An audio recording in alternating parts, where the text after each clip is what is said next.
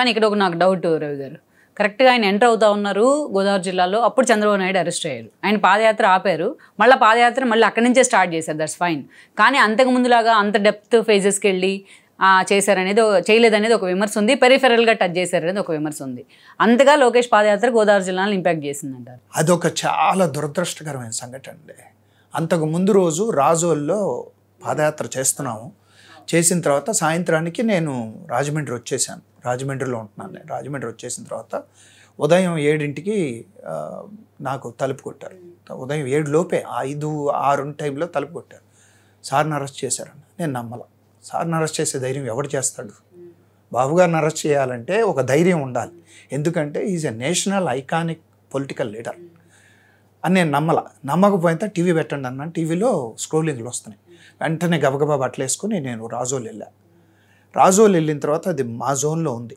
Plus నన్ను లోపలికి వెళ్ళటానికి డిఎస్పీ ఎస్పీ ఒప్పుకోకపోతే నేనన్నా నన్నెవరు మీరెందుకు ఆపుతున్నారు? నా మీద ఒక కేసు లేదు. నేను ఎక్కడా కూడా పోలీసులకి వ్యతిరేకంగా మాట్లాడింది లేదు. గవర్నమెంట్కి వ్యతిరేకంగా మీ గురించి మా పార్టీ కార్యక్రమాలు నేను కోఆర్డినేట్ చేసుకుంటున్నాను, నన్ను వెళ్ళనివ్వాలి అన్న. 2 గంటల తర్వాత ఒక సిఐ గారు నన్ను. కానీ నిజంగా నాకు దుఃఖం వచ్చిన పార్టీ ఏంటంటేనండి, బాబు గారిని అరెస్ట్ చేశారంటే ఆయన స్థితప్రజ్ఞుడు.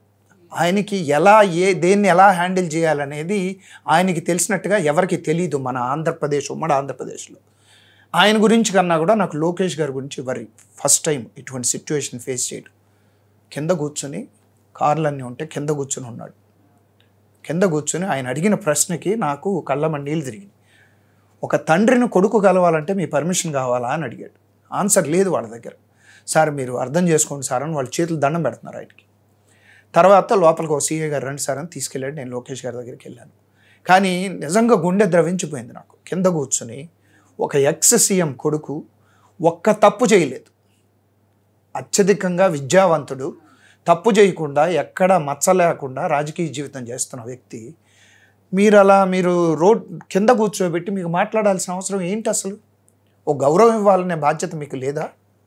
గవర్నమెంట్లని ఇదేమన్నా రాచరికమా? మీరే ఉంటారు లేకపోతే మీరే చేస్తారు అనేది లేదుగా. మారిన తర్వాత దాని పర్యవసనాలు ఉంటాయి కదా. ఈ వీడియో మీకు నచ్చినట్లయితే please share, like and subscribe R24 Telugu.